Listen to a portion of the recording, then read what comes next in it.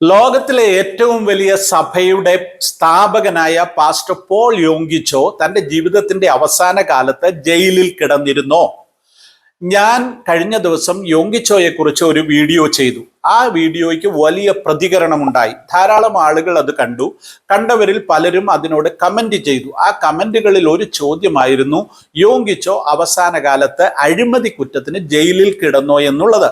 ഈ വിഷയത്തിന് എനിക്കറിയാവുന്ന ചില കാര്യങ്ങൾ നിങ്ങളുമായി പങ്കുവെക്കുവാനാണ് ഈ വീഡിയോയിലൂടെ ഞാൻ ശ്രമിക്കുന്നത്. അതിലേക്ക് പ്രവേശിക്കുന്നതിന് മുൻപ് എൻ്റെ മുൻ വീഡിയോ കണ്ടിട്ടില്ലാത്തവർക്ക് വേണ്ടി യോങ്കിച്ചോയെ ഒന്ന് പരിചയപ്പെടുത്തുവാൻ താല്പര്യപ്പെടുന്നു. യോങ്കിച്ചോ സൗത്ത് കൊറിയയിൽ ജനിച്ചു വളർന്ന ഒരു ബുദ്ധമത വിശ്വാസിയായിരുന്നു. അദ്ദേഹത്തിന്റെ ചെറിയ പ്രായത്തിൽ, അതായത് 18 വയസ്സിനകം ആ ചെറുപ്പക്കാരൻ ഒരു ക്ഷയരോഗബാധിതനാകുകയും മരണാസന്നനാകുകയും ചെയ്തു. അങ്ങനെ ക്ഷയരോഗ കിടക്കയിൽ താനായിരിക്കുമ്പോൾ ഒരു പെൺകുട്ടി യോങ്കിച്ചോയോട് വന്ന് യേശുവിനെ കുറിച്ച് പറയുകയും അവന് വേണ്ടി പ്രാർത്ഥിക്കുകയും ചെയ്തു. അങ്ങനെ ആ പെൺകുട്ടിയുടെ പ്രാർത്ഥനാനന്തരം അവൻ അത്ഭുതകരമായ ഒരു വിടുതലുണ്ടായി. അതിനെ തുടർന്ന് യേശുവിനെ സ്വീകരിച്ച യോങ്കിച്ചോ അസംബ്ലീസ് ഓഫ് ഗോഡിന്റെ ഒരു ബൈബിൾ കോളേജിൽ ചേർന്ന് ദൈവവചനം പഠിക്കുകയും അതിനെ തുടർന്ന് താൻ ജനിച്ചു വളർന്ന ദേശത്ത് ചേരി പ്രദേശത്ത് സഭ സ്ഥാപിക്കുകയും ചെയ്തു. അമേരിക്കൻ പട്ടാളക്കാർ ഉപേക്ഷിച്ചു പോയ കീറിപ്പറിഞ്ഞ ഒരു ടെന്റിനകത്താണ് താൻ ആരാധന ആരംഭിച്ചത്.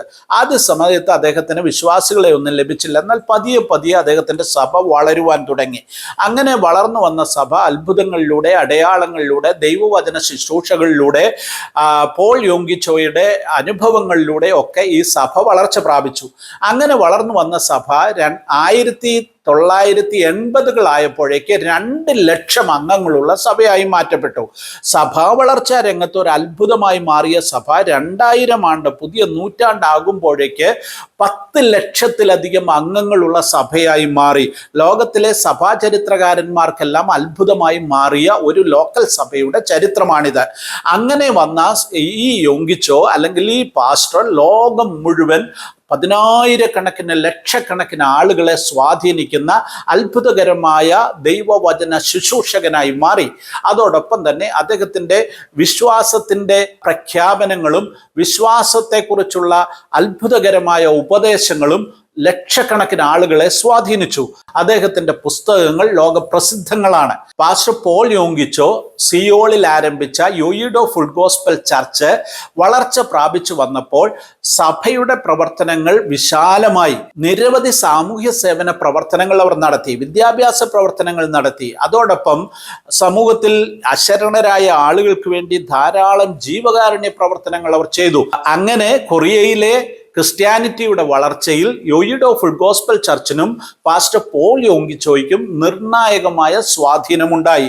ഇന്ന് കൊറിയയിൽ 35% ജനങ്ങൾ ക്രൈസ്തവരായിരിക്കുന്നെങ്കിൽ ഒരു പ്രധാന പങ്ക് പാസ്റ്റർ പോൾ യോങ്കിച്ചോയ്ക്ക് കൂടെ ഉണ്ട്. പോൾ യോങ്കിച്ചോയ്ക്ക് ലോകമെങ്ങും വലിയ സ്വാധീനമുണ്ടായി. സഭ വളർച്ച പ്രാപിച്ചതോടൊപ്പം സഭയ്ക്ക് നിരവധി സ്ഥാപനങ്ങളും ഉണ്ടായി. വിദ്യാഭ്യാസ സ്ഥാപനങ്ങൾ, അപ്പാർട്ട്മെന്റുകൾ, മറ്റ് പലവിധ സ്ഥാപനങ്ങൾ സഭയ്ക്കുണ്ടായി. ആ കൂട്ടത്തിൽ മാധ്യമ സ്ഥാപനങ്ങളും ഉണ്ടായി. കൊറിയയിൽ വലിയ സ്വാധീനം സൃഷ്ടിച്ച കുക്മിൻ ഡെയിലി എന്ന് പറയുന്ന ദിനപത്രം യോങ്കിച്ചോ ആരംഭിച്ചതാണ്. ആ പത്രത്തിന് വലിയ പ്രചാരമുണ്ടായി. 10 ലക്ഷത്തിലധികം കോപ്പികൾ ഒരു ഘട്ടത്തിൽ അത് വിറ്റഴിയുന്ന ഒരു പത്രമായിട്ടും മാറ്റപ്പെട്ടു. അതോടൊപ്പം അതിൻ്റെ ഇന്റർനെറ്റ് എഡിഷനും 24 മണിക്കൂർ പ്രവർത്തിക്കുന്ന ടെലിവിഷൻ ചാനലും ഒക്കെ സഭയ്ക്കുണ്ടായി. 2008 പാസ്റ്റർ പോൾ യോങ്കിച്ചോ സഭാ ശുശ്രൂഷയിൽ നിന്ന് വിരമിക്കുകയും ഡോക്ടർ യങ് ഹൂൺ ലീയെ സഭയുടെ സീനിയർ പാസ്റ്ററായി നിയമിക്കുകയും ചെയ്തു. ഈ യങ് ഹൂൺ ലീയാണ് കഴിഞ്ഞ ദിവസങ്ങളിൽ കോട്ടയത്ത് വന്ന് ശുശ്രൂഷിക്കുകയും പ്രസംഗിക്കുകയും ഒക്കെ ചെയ്തത്. 2012 സഭയിലെ 1500 എൽഡേഴ്സിൽ 30 പേർ ചേർന്ന് യോങ്കിച്ചോയ്ക്കെതിരെ ഗുരുതരമായ ഒരു സാമ്പത്തിക ആരോപണം ഉന്നയിച്ചു. അദ്ദേഹത്തിന്റെ ഇടപെടലിലൂടെ സഭയ്ക്ക് $12 മില്യൺ നഷ്ടമുണ്ടായി എന്നുള്ളതായിരുന്നു ഈ 30 പേരുടെ ആരോപണം. ഈ 30 പേർ ചേർന്ന് കോടതിയെ സമീപിക്കുകയും കോടതി അന്വേഷണം നടത്തുകയും അതിനെ തുടർന്ന് കോടതി വിധി പ്രഖ്യാപിക്കുകയും ചെയ്തു. ആ വിധി അനുസരിച്ച് യോങ്കിച്ചോയും അദ്ദേഹത്തിന്റെ പുത്രനും ഈ കേസിൽ കുറ്റക്കാരാണെന്ന് കോടതി വിധിച്ചു. കേസിന്റെ വിശദാംശങ്ങളെ കുറിച്ച് ചോദിച്ചാൽ അതിപ്രകാരമാണ്.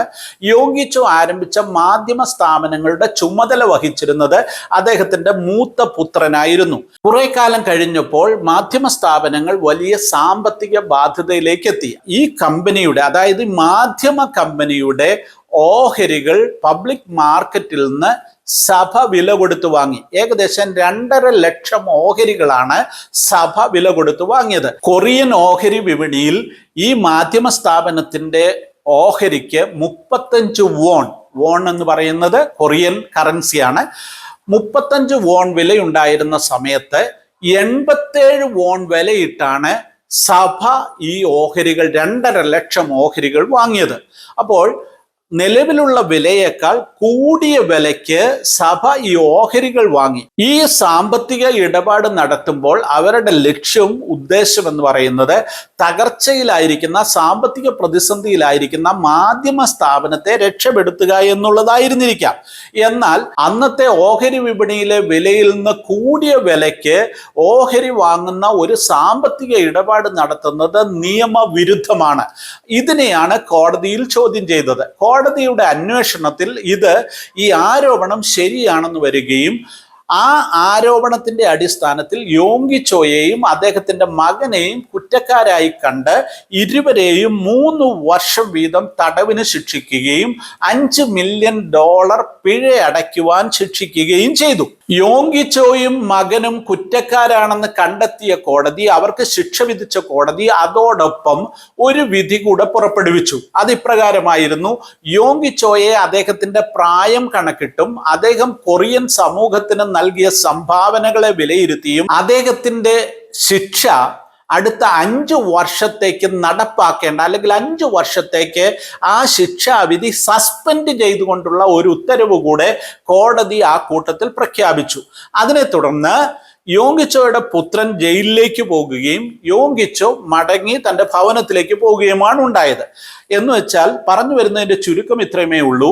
യോങ്കിച്ചോയുടെ ഭാഗത്തു നിന്നുണ്ടായ, അല്ലെങ്കിൽ അദ്ദേഹത്തിന്റെ സഭയുടെ ഭാഗത്തു നിന്നുണ്ടായ ഈ തെറ്റിന്, അല്ലെങ്കിൽ അദ്ദേഹത്തിന്റെ സാമ്പത്തിക ഇടപാടുകളിൽ വന്ന ഈ തെറ്റിന് കോടതി ന്യായമായ ശിക്ഷ വിധിച്ചു. എന്നാൽ അദ്ദേഹത്തെ ജയിലിലേക്ക് അയക്കാതെ കോടതി തന്നെ അദ്ദേഹത്തിന് മോചനം നൽകുകയായിരുന്നു. ഇത് മാധ്യമങ്ങളിലെല്ലാം വന്ന വാർത്തയാണ്. ഇതിന്റെ വിശദാംശങ്ങൾ ഇന്റർനെറ്റിൽ സെർച്ച് ചെയ്താൽ ഇപ്പോഴും നമുക്ക് അവൈലബിൾ ആണ്.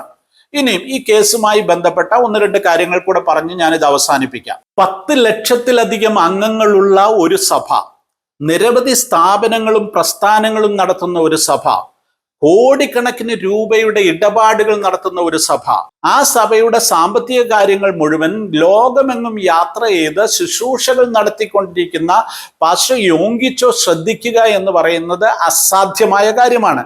അതിനവർക്ക് പ്രത്യേകമായ സംവിധാനങ്ങളും ഫിനാൻസ് ഡിപ്പാർട്ട്മെന്റും ഒക്കെ ഉണ്ട്, ധാരാളം ജോലിക്കാരുണ്ട്. അങ്ങനെ ആ കാര്യങ്ങൾ നടന്നു വരവെയാണ് ഈ തരത്തിലൊരു അഴിമതി സഭയുമായി ബന്ധപ്പെട്ടുണ്ടാകുന്നത്.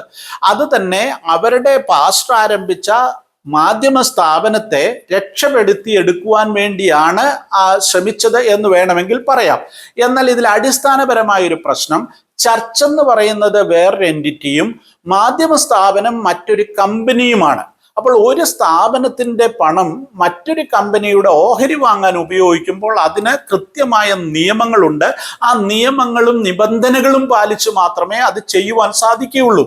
അപ്പോൾ ഇവിടെ ഒരാൾ തുടങ്ങിയ സ്ഥാപനമാണ് ഇത് രണ്ടുമെങ്കിലും 2 വ്യത്യസ്തമായ എൻറ്റിറ്റി ആയിരിക്കുന്നത് കൊണ്ട് സാമ്പത്തികമായി നടത്തുന്ന ഇടപാടുകൾക്ക് സുതാര്യത ഉണ്ടാകണം, അത് അക്കൗണ്ടബിൾ ആയിരിക്കണം, അതിൽ കൃത്യത പാലിക്കണം. ഇങ്ങനെയുള്ള കാര്യങ്ങളിൽ ശ്രദ്ധക്കുറവുകൾ ഉണ്ടായി.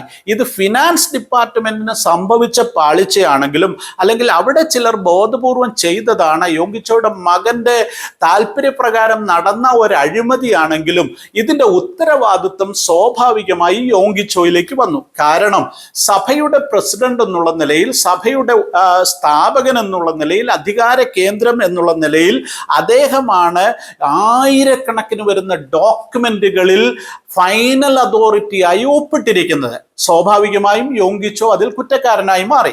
ഇനി കോടതി ഈ കാര്യങ്ങൾ പരിശോധിച്ചപ്പോൾ അവർക്ക് മനസ്സിലായത് യോങ്കിച്ചോ ഈ കാര്യങ്ങളിൽ തെറ്റുകാരനല്ല എന്ന് അവർക്ക് ബോധ്യമുണ്ട്. എങ്കിൽ പോലും നിയമപ്രകാരം അദ്ദേഹത്തെ ശിക്ഷിക്കാതിരിക്കുവാൻ സാധിക്കാത്ത ഒരു സാഹചര്യമാണ്. അതുകൊണ്ട് കോടതിയിൽ വാദം നടക്കുമ്പോൾ ജഡ്ജ് യോങ്കിച്ചോയോട് ആവശ്യപ്പെട്ടു, നിങ്ങൾ നിങ്ങളുടെ മകനെ കുറ്റപ്പെടുത്തുക, അദ്ദേഹമാണ് ഈ തെറ്റുകൾ ചെയ്തിരിക്കുന്നത്, ഞങ്ങൾക്കത് മനസ്സിലാകുന്നുണ്ട്, എന്നാൽ നിങ്ങൾ അത് മകനെ തള്ളിപ്പറയുവാൻ തയ്യാറായാൽ മാത്രമേ നിങ്ങളെ രക്ഷപ്പെടുത്തുവാൻ ഞങ്ങൾക്ക് സാധിക്കത്തുള്ളൂ. അതിന് യോങ്കിച്ചോ നൽകിയ മറുപടി ഇപ്രകാരമായിരുന്നു, എൻ്റെ മകന് എന്നോട് അനീതി കാണിക്കാം, എന്നാൽ എനിക്ക് എൻ്റെ മകനോട് നീതികേട് കാണിക്കാൻ ഒക്കത്തില്ല, ഞാനൊരു പിതാവാണ്. ഇതായിരുന്നു അദ്ദേഹത്തിന്റെ സ്റ്റാൻഡ്. അപ്പോൾ സ്വാഭാവികമായും അദ്ദേഹം കൂടെ ഇതിലെ കൂട്ടുപ്രതിയായി വന്നു എന്നുള്ളതാണ് വാസ്തവം. അടുത്ത ഒരു കാര്യം, യോങ്കിച്ചോയ്ക്കെതിരെ 30 എൽഡേഴ്സ് ചേർന്ന് ആരോപണം ഉന്നയിച്ചതിന്റെ പിറ്റേ ആഴ്ച യോങ്കിച്ചോ സഭയിലെത്തി ജനത്തിന്റെ മുൻപിൽ മുട്ടുകുത്തി നിന്ന് ജനത്തോട് പറഞ്ഞു, എനിക്ക് തെറ്റുപറ്റിപ്പോയി, ദയവായി നിങ്ങൾ ക്ഷമിക്കണമെന്ന് അദ്ദേഹം സഭയോട് പറഞ്ഞു. മനുഷ്യനെന്നുള്ള നിലയിൽ ഏത് വ്യക്തിക്കും തെറ്റുകൾ സംഭവിക്കാം. അങ്ങനെ തെറ്റുകൾ സംഭവിക്കുമ്പോൾ അത് ഏറ്റുപറയുവാനും ക്ഷമ പറയുവാനും തയ്യാറാകുക എന്നുള്ളത് ഏറ്റവും മഹനീയമായ ഒരു മാതൃകയാണ്. യോങ്കിച്ചോ തന്റെ ജീവിതം കൊണ്ട് അത് തെളിയിക്കുകയായിരുന്നു. മൂന്നാമതൊരു കാര്യം, യോങ്കിച്ചോ തന്റെ വിദേശയാത്രകളിൽ തനിക്ക് ലഭിച്ച മുഴുവൻ പണവും ഈ സഭയിലേക്കാണ് കൊണ്ടുവന്നത്, സഭയുടെ അക്കൗണ്ടിലേക്കാണ് കൊണ്ടുവന്നത്. അത് $170 മില്യൺ വരുന്നത്, $170 മില്യൺ അമേരിക്കൻ ഡോളറാണ് വരുന്നത്. എന്നാൽ അദ്ദേഹത്തിനെതിരെ ഉണ്ടായ ആരോപണം $12 മില്യൺ മകന്റെ കമ്പനിയിലേക്ക് മാറ്റി, അനധികൃതമായി മാറ്റി എന്നുള്ളതാണ്. യോങ്കിച്ചോ വളരെ ലളിതമായ ഒരു ജീവിതം നയിക്കുന്ന വ്യക്തിയായിരുന്നു. സഭയുടെ ഔദ്യോഗിക ശുശ്രൂഷ സ്ഥാനം ഒഴിഞ്ഞ് പാസ്റ്റർ എമിരിറ്റസ് എന്ന പേരിൽ അദ്ദേഹം പാർത്തിരുന്നത് സഭ അനുവദിച്ചു നൽകിയ വെറും 1000 സ്ക്വയർ ഫീറ്റ് ഉള്ള ഒരു അപ്പാർട്ട്മെന്റിലാണ് അദ്ദേഹം താമസിച്ചിരുന്നത്. അദ്ദേഹത്തിന് സ്വന്തമായി ഒരു കാർ പോലും ഉണ്ടായിരുന്നില്ല അവസാന കാലത്ത്. അത്രയും ലളിതമായിട്ടുള്ള ഒരു ജീവിതമാണ് യോങ്കിച്ചോ നയിച്ചിരുന്നത്. ഇതൊക്കെയാണെങ്കിലും അഴിമതി തന്നെയാണ്, തെറ്റ് തന്നെയാണ്. കോടതി അത് തെറ്റായി കണ്ടെത്തി ശിക്ഷ വിധിച്ചു. ആ ശിക്ഷ കോടതി തന്നെ സസ്പെൻഡ് ചെയ്തു എന്നുള്ളത് യാഥാർത്ഥ്യമായിരിക്കുമ്പോൾ തന്നെ യോങ്കിച്ചോയെ പോലൊരു വലിയ മനുഷ്യന്റെ ജീവിതത്തിൽ ഒരിക്കലും സംഭവിക്കുവാൻ പാടില്ലാത്ത ഒരു തെറ്റാണ് സംഭവിച്ചത്.